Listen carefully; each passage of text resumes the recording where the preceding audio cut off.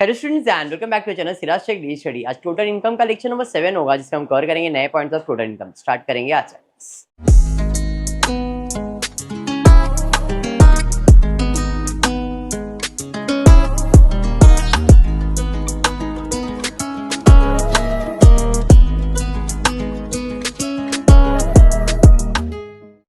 चलिए, previous class में taxation ही किया था, जिसमें हमने सैलरीज एंड अदर सोर्स किया था। अभी भी salaries and other source hope deduction याद है। Eighty C, triple C, eighty D, double D, eighty E, TTA, TTB and eighty U. C for investment, बहुत सारे इन्वेस्टमेंट है। देखो, provident fund, recognise provident fund, tuition fees, national saving certificate, ये सारी चीजें तुम्हारे इन्वेस्टमेंट है। Even new house, housing finance loan का आप पेमेंट करें, वो भी आपका एक तरह का इन्वेस्टमेंट है। तो इतने सारे इन्वेस्टमेंट है। और पेंशन प्लान अगर प्रीमियम भर रहे हो तो 80 ट्रिपल सी के अंदर आता है, खाली एक ही चीज। तो दोनों को मिला के 1.5 लाख का डिडक्शन मिलेगा। डी के अंदर मेडिकल इंश्योरेंस है, खुद के लिए, बीवी के लिए, बच्चों के लिए मिला के 25, पेरेंट्स के लिए 25, सीनियर सिटीजन तो 25। डबल डी मेंटेनेंस होता है 75, 125। एजुकेशन लोन के ऊपर इंटरेस्ट आता है। सेविंग अकाउंट का 10,000, सीनियर सिटीजन का फिक्स डिपॉजिट 50,000, खुद अगर हैंडीकैप है तो 75 या 125।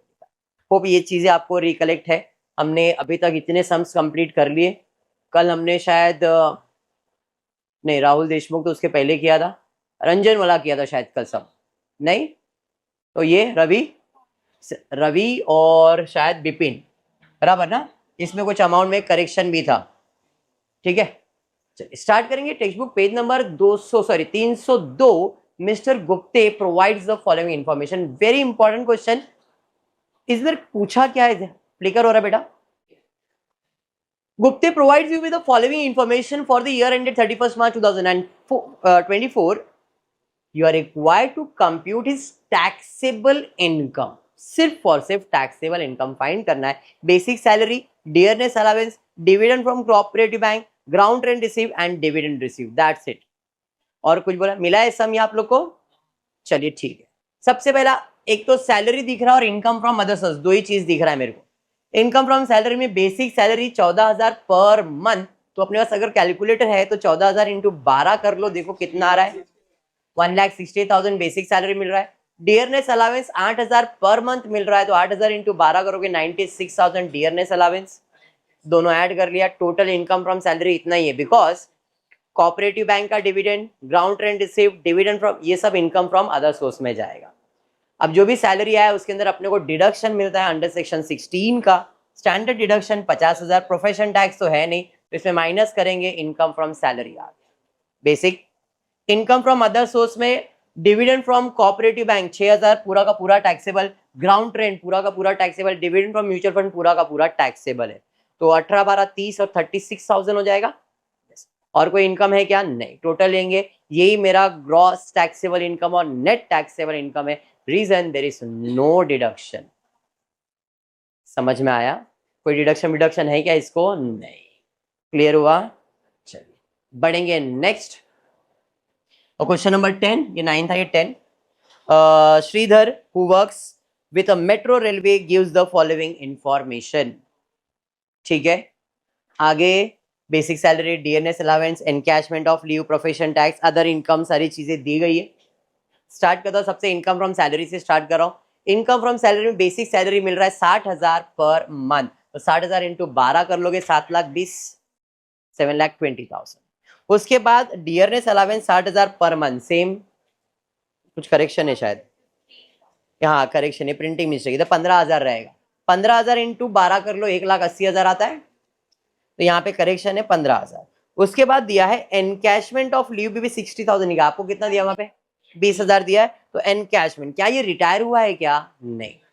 अगर ये रिटायरमेंट होता तो इसे लीव एनकैशमेंट कहते हैं, हम इसका वर्किंग करते हैं। बट ये रिटायर नहीं हुआ तो पूरा का पूरा मेरे लिए क्या रहेगा? Taxable. Leave encashment while in service is fully taxable. Gratuity, pension, leave, अगर आप सर्विस कर रहे हो और आपको आपका बॉस उसका पैसा दे रहा है तो पूरा का पूरा टैक्सेबल इनकम है।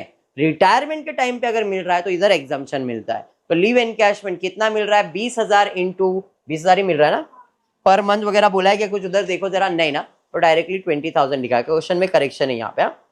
इधर पर मंथ 60 सब में डाल दिया, एक 15,000 और एक 20,000 है। डन। उसके बाद उसको मिल रहा है प्रोफेशन टैक्स, ये तो डिडक्शन में जाएगा। और कुछ है क्या इनकम फ्रॉम सैलरी में? नहीं। बोनस है क्या? देख लो, यहाँ पे तो लिखा नहीं है। Dividend from HDFC, interest on saving, interest on post office. He received cash gift of 15,000 from his friend on an occasion of his daughter's marriage. He paid 25,000 to the premium for life insurance of his son. College and tuition fees 10,000, कुछ भी नहीं। इधर bonus दिख रहा है 50,000 का। देख लो आपके बुक में किधर दिया है क्या? मतलब शायद प्रिंटिंग मिस्टेक हुआ रहेगा क्वेश्चन की वजह से।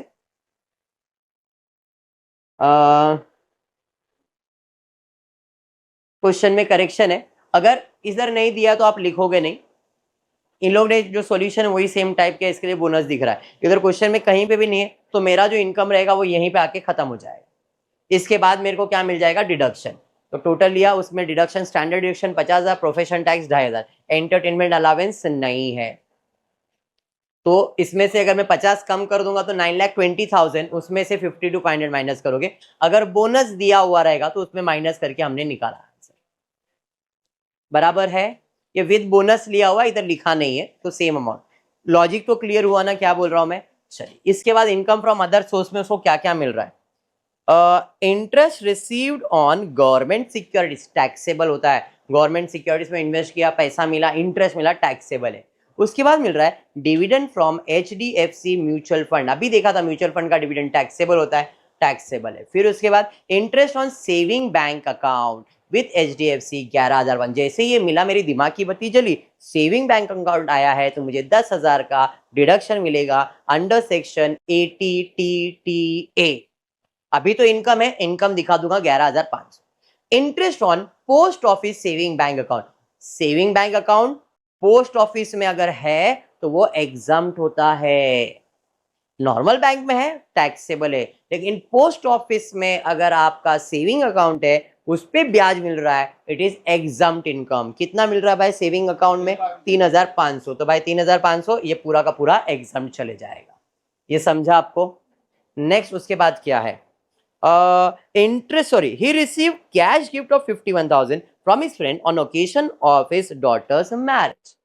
कैश गिफ्ट 51,000 मिला है, फुल्ली टैक्सेबल है। अगर आपको याद हो हमने गिफ्ट वाला किया इनकम फ्रॉम अदर सोर्स में। फिर मिला ही पेड, अरे ये तो पेड है मतलब खर्चा है, अपन तो इनकम कैलकुलेट कर रहे हैं। उसने 25,000 पे किया है premium on life insurance policy of his son studying in college and also in tuition, and also tuition fees 10,000। ये कंटिन्यू में नहीं है। 25,000 लाइफ इंश्योरेंस प्रीमियम उसके बच्चे का उसने भरा है, प्लस 10,000 ट्यूशन फीस भरा। ये तो इन्वेस्टमेंट हो गया। दोनों मेरा क्या हो गया? इन्वेस्टमेंट। इन्वेस्टमेंट मतलब 80C आ जाएगा, और एक इधर 80TTA दिख गया था, तो 2 डिडक्शन तो दिख गया। और कुछ है क्या? नहीं। तो टोटल कर लेंगे, इनकम फ्रॉम अदर सोर्स का टोटल आएगा। इन सब को ऐड करके देखो 84,500 आता है क्या? 17,000, फिर 500, 11,500 और 51,000। कितना आ रहा है? 84,500 आ रहा है। अरे हाँ, अब 9,17,500 में 84,500 ऐड करो, ग्रॉस टोटल इनकम आ जाएगा 10,02,000। इसमें डिडक्शन 80C का, LIC पेंशन प्लान है 35,000। 35,000 मतलब ये 25 और 10 दोनों को मिला के, ट्यूशन फीस प्रीमियम दोनों को मिला के डिडक्शन दिया है। इधर 80C लिखो इन्वेस्टमेंट, LIC भी लिखोगे एंड स्कूल फीस भी लिखोगे, बराबर 35,000। उसके अलावा TTA का 10,000 का डिडक्शन मिलेगा। इन शॉर्ट टोटल 45 का डिडक्शन मिलेगा। 10,02,000 में से 45,000 माइनस करोगे 9,57,000। टॉपिक क्लियर हुआ सैलरी का? सैलरी विथ अदर सोर्स कैसे कैलकुलेट करते हैं, क्लियर है? ये जो सम, सैलरी के सम भी ऐसे ही करते हैं अपन, बेसिक सम भी ऐसा ही था। चलिए next sum, text book page number 303, same salary with other source. देखो मैं आपको बता रहा हूँ, मैंने सोर्स ऑफ इनकम ऐसे ही पढ़ा रहा हूँ, सैलरी अदर सोर्स। सैलरी के साथ मैं हाउस प्रॉपर्टी लूंगा, house property with other source ले लूंगा। क्यों अदर सोर्स पे ज्यादा फोकस कर रहा हूँ? ताकि आपका अदर सोर्स का जो अपन ने लेक्चर 1 या 2 ही लेक्चर लिया है, तो आपका अदर सोर्स इसके साथ होते रहेगा। क्लियर? चलो, Rahul who is physically disable to the extent of 60, दिमाग की बत्ती जल गई भाई, खुद हैंडीकैप है फिर भी इनकम जनरेट कर रहा है, तो 80U का डिडक्शन मिलेगा। कितना हैंडीकैप है? 40 से ऊपर, 80 से कम है, मतलब 75,000 का डिडक्शन है। Work in X limited as a private company, from the following particulars income is provided to you for the previous year, compute to net taxable income पहला है बेसिक सैलरी, पूरे साल भर का दिया है 7 लाख रुपए। डियरनेस अलावेंस फुल्ली टैक्सेबल आएगा। उसके बाद हाउस रेंट अलावेंस मिल रहा है जिसमें एग्जाम्प्ट कितना बोला है 29। तो मैं दिखाऊंगा 90,000 इनर कॉलम में माइनस एग्जाम्प्ट, इसका सेक्शन किसी को अगर याद हो तो 1013A हाउस रेंट अलावेंस 1030। कुछ नहीं याद है तो 10 तो याद रखने का। एग्जाम अंडर सेक्शन 10 अगर ऐसा प्रेजेंट करते हो तो आपके लिए अच्छा है। हाउस रेंट देखो कुछ कुछ सेक्शंस ऐसे जो आप याद कर सकते हो, उसको याद रखो। हाउस रेंट अलावेंस ऐसा है कि वो आता ही है तो उसके सेक्शंस आप याद कर सकते हो। तो 1030A में एग्जाम आएगा 29, आउटर कॉलम में 61,000। रीइंबर्समेंट ऑफ मेडिकल एक्सपेंसेस ये फुल्ली टैक्सेबल इनकम है। Reimbursement of medical expenses is my fully taxable income. कितना 22,000, आउटर कॉलम में 22,000। उसके बाद उसको मिला है perquisite value of motor car provided by the employer for official use, कितना 40,000 रुपए का। मुझे परक्यूजिट मोटर कार मिल रहा है, मेरे लिए क्या है टैक्सेबल। अरे समझा। Next next next entertainment allowance taxable है 60,000 रुपए। डिडक्शन मिलेगा क्या, क्योंकि प्राइवेट कंपनी है। Other income from other source है, मतलब सैलरी में इतना ही आएगा। टोटल कर लेंगे, ग्रॉस सैलरी का टोटल करो कितना आ रहा है देखो, 10 लाख तो इधर ही हो गया, 10 लाख 11 लाख 11 लाख 80 83 11 लाख 83 11 लाख 83 में एंटरटेनमेंट अलावेंस तो मिलेगा नहीं। Standard deduction 50,000। प्रोफेशन टैक्स दिया है क्या क्वेश्चन में, देखो प्रोफेशन टैक्स पेड दिया है 2,500, मतलब 52,500 का डिडक्शन आ जाएगा। 11,30,000 वेरी गुड, 11,30,500 ये समझा गया। अब income from other source, director sitting fees receive taxable है। डिविडेंड फ्रॉम फॉरेन कंपनी मिल रहा है ना, लिखा नहीं गया, अच्छा एक ही ऊपर नीचे कर दिया। पहले British citizen receive from the government, कितना भाई 10,000 रुपया मिला है। अब क्लियर देखो वहां पे क्या बोला है, British citizen award receive from, अच्छा बेस्ट है, ठीक है मेरे दिमाग में ब्रिटिश आ गया था, छोड़ो। Best citizen award receive from government, government से पैसा मिल रहा है तो गवर्नमेंट उसके ऊपर टैक्स लेगा क्या, मेरे लिए क्या रहेगा एग्जाम। तो बेस्ट सिटीजन अवार्ड 10,000 पूरा का पूरा एग्जाम है। फिर और क्या है, ही पेड मेडिकल, ये तो खर्चा है और कुछ है नहीं। डिविडेंड फ्रॉम फॉरेन कंपनी मिला था 5,000 रुपए, ऊपर नीचे हो गया था ना, देखो ना, डायरेक्टर सिटिंग फीस रिसीव, फिर dividend from foreign company, dividend from mutual fund, पहले म्यूचुअल फंड ले लिया, फिर बेस्ट सिटीजन अवार्ड मिला था पूरा का पूरा एग्जाम है। उसके बाद डायरेक्टर सिटिंग फीस 1 लाख रुपए, पहले बताया था ये 1 लाख आएगा, फिर 5,000 फिर 25, ये तो एग्जाम है और ये तो एक्सपेंसेस है।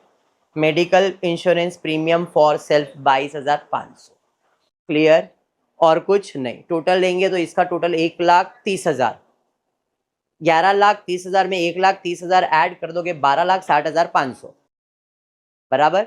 डिडक्शन में क्या क्या डिडक्शन मिलेगा बताओ, डी और यू, और कोई इन्वेस्टमेंट किया है क्या, नहीं। तो डी का 22,500 25,000 तक मिल सकता है, और खुद हैंडीकैप है तो 75,000। टोटल हो जाएगा इसका 97,500, माइनस कर देंगे। टॉपिक समझा क्या है, पक्का समझ रहा है, कॉन्फिडेंस है टैक्स के ऊपर, हाँ या नहीं। प्रैक्टिस करना तो पड़ेगा, प्रैक्टिस करोगे तो ही सम क्लियर हो सकता है। Page number 305, sum number 13। Sonam Chandra, an Indian resident, joined ABC Limited 1st July 2022 after completing her MBA in finance. The term of employment were as follow. 1 जुलाई 2022 में उसने ज्वाइन किया, मतलब प्रीवियस ईयर में तो जॉब पे है ही है। The salary for each month became due on the last day of the month. Basic salary 20,000 per month. जिस महीने का पगार है महीने के आखिरी में उसको तो देना ही देना है। तो बेसिक सैलरी, रिटायर हुई है क्या, कहीं पैसा कुछ बोला है क्या, नहीं।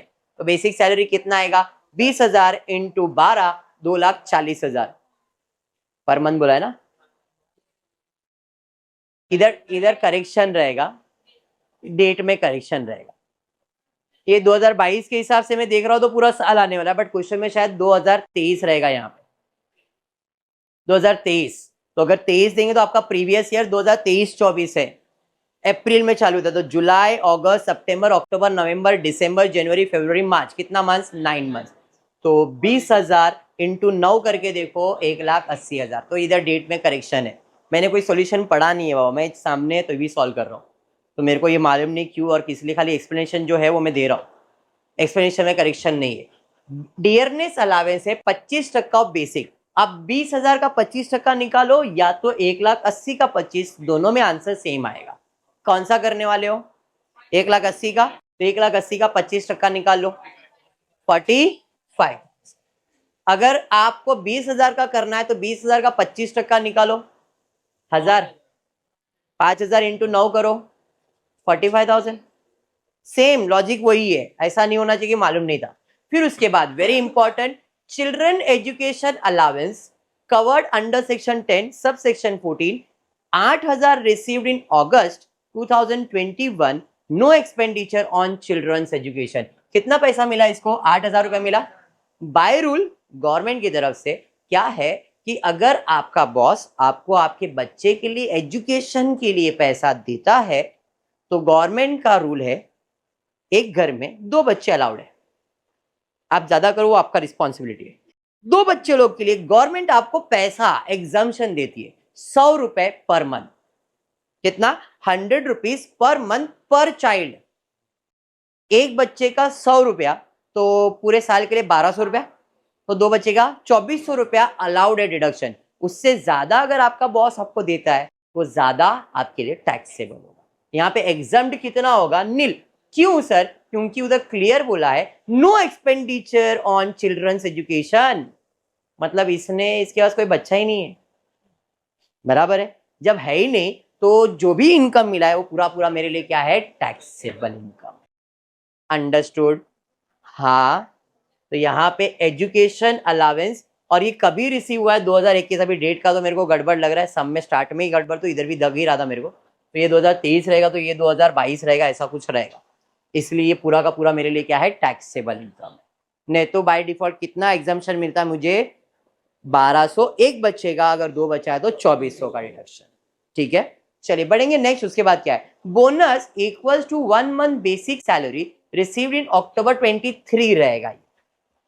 तो बोनस कितना मिल रहा है? 1 महीने का सैलरी। 1 महीने का सैलरी कितना है? 20,000। अरे समझा? फिर उसके बाद she had availed higher education, loan लिया है 4 लाख रुपए का from bank. She paid ₹45,000 to the bank during the year against the loan for which 39,000 was interest for the year 23-24 and 6,000 as principal repayment। इधर डेट में correction है, 23-24 हो जाएगा। She receive the following, interest receive मिला है, annual interest मिला, ये सब तो इनकम फ्रॉम अदर सोर्स दिख रहा है, मतलब सैलरी तो इतना ही आएगा। इसका टोटल ले लेते, 1,80,000 प्लस 45, 2,05,000, 2,25,000, 2,25,000 प्लस 8, 45, 45 और 8, 53, 2,53,000। डिडक्शन में स्टैंडर्ड डिडक्शन, प्रोफेशन टैक्स है क्या? नहीं। 50 माइनस करेंगे 2,03,000 आ जाएगा। इनकम फ्रॉम अदर सोर्स में interest ₹25,000 on her public provident fund, taxable, बराबर है। एग्जाम वगैरह कुछ दिया है क्या इसके अंदर? हाँ, पब्लिक प्रोविडेंट फंड मतलब क्या हो गया? पब्लिक प्रोविडेंट फंड मतलब रिकॉग्नाइज्ड प्रोविडेंट फंड नहीं है, पब्लिक प्रोविडेंट फंड। पब्लिक मतलब गवर्नमेंट, पब्लिक का मतलब गवर्नमेंट। पब्लिक का दूसरा नाम है यहाँ पे statutory provident fund. Statutory provident fund, public provident fund, government public fund, आपके लिए क्या होने वाला है? एग्जाम। तो 25 मिला, 25 का पूरा एग्जाम। अगर यहाँ पे आरपीएफ होता तो टैक्सेबल होता है, पिछले समय हमने किया है। रिकॉग्नाइज्ड प्रोविडेंट फंड का अगर इंटरेस्ट मिलता है तो फुल्ली टैक्सेबल है। पब्लिक प्रोविडेंट फंड या स्टैट्यूटरी प्रोविडेंट फंड मिल रहा है तो मेरे लिए क्या है? एग्जाम। तो 25 में 25 माइनस किया, नहीं। उसके बाद क्या मिल रहा है? Annual interest 9% debenture for x limited, nominal value कितना था? 10 लाख। तो 10 लाख का अगर 9% कैलकुलेट करोगे कितना आएगा? देखो 9% ये ना, एनुअल 9%, 1 लाख का 9% निकालो, 9,000 आएगा, बराबर है। अरे यस, हाँ इधर करेक्शन है, इधर मेरे को 12,000 दिख रहा है, एक बार अमाउंट चेक कर लो आपको बराबर है क्या नहीं। ये इंटरेस्ट ऑन डिबेंचर वो बाद में चेक कर लेता हूँ। 9,000 ये ना,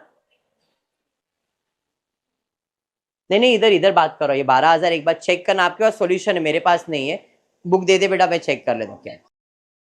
हाँ उधर 9,000 ही आएगा, मेरे को भी वही है, एक second, yes interest on debenture 9,000 ही आएगा, ठीक है, अमाउंट ऊपर नीचे हुआ है, इंटरेस्ट ऑन डिवेंचर 9,000, 9,000 कैसे, 1,00,000 का 9% निकालोगे 9,000 आएगा। Interest on saving bank account कितना, 12,000, तो interest on saving bank account 12,000, तो ये 12,000 इधर नीचे आएगा, ये इनका शायद टोटल कर दिया है, 9,000 प्लस 12,000 21,000 होता है, तो ये 21,000 टोटल है, जो इसके नीचे आने वाला है वो 21,000 इधर आ जाएगा, और 12,000 सेविंग का है और इंटरेस्ट का 9,000 है, ठीक है। अब 21,000 प्लस 2,03,000 कर दो, कितना हो जाएगा, 2,24,000। अरे समझाइए कैसा है, 2,24,000, 2,03,000 प्लस 21,000, ये 21 कौन सा है, 12,000 सेविंग का है और 9,000 जो इधर लिखा नहीं है, 9,000 प्लस 12, 9,000 किस चीज का है बता देता हूं, मैं तो कंफ्यूज हो जाओगे भाई। इंटरेस्ट ऑन डिबेंचर है यहाँ पे 9,000, इसका है 12,000, दोनों को ऐड करेंगे तो आपको कितना मिलेगा, 21,000, तो इधर उल्टा कर दिया, सेविंग का इधर डाल दिया है और इसका डिबेंचर का कुछ लिखा नहीं है, ठीक है। अब ये 21,000 प्लस 2,03,000, 2,24,000, डिडक्शन में क्या क्या डिडक्शन आएगा बताओ। एक तो मेरे को इधर दिखा था वो एजुकेशन लोन वगैरह कुछ लिया था, तो उसमें इंटरेस्ट कितना भरा था, 39, फिर पीपीएफ में पब्लिक प्रोविडेंट फंड में उसने इन्वेस्टमेंट किया तो इंटरेस्ट मिला हुआ है, सेविंग बैंक अकाउंट है, पीपीएफ का तो नहीं फिर भी सेविंग अकाउंट, तो यहाँ पे एटीई एजुकेशन का तो मिलेगा ही पूरा 39,000, फिर टीटीए सेविंग अकाउंट का 10,000, और कोई डिडक्शन आएगा क्या, पब्लिक प्रोविडेंट फंड का डिडक्शन नहीं मिलने वाला उसको, तो टोटल 39 प्लस 10 मतलब 49,000 का इस पर डिडक्शन आ जाएगा, माइनस करेंगे 1,75,000। सम क्लियर हुआ, सम अच्छे से क्लियर है। तो आज क्लास में इतना ही है, होपफुली वीडियो पसंद आया तो प्लीज वीडियो को लाइक कर देना, फ्रेंड ग्रुप में शेयर करना, चैनल को सब्सक्राइब करना। Thank you for watching the video.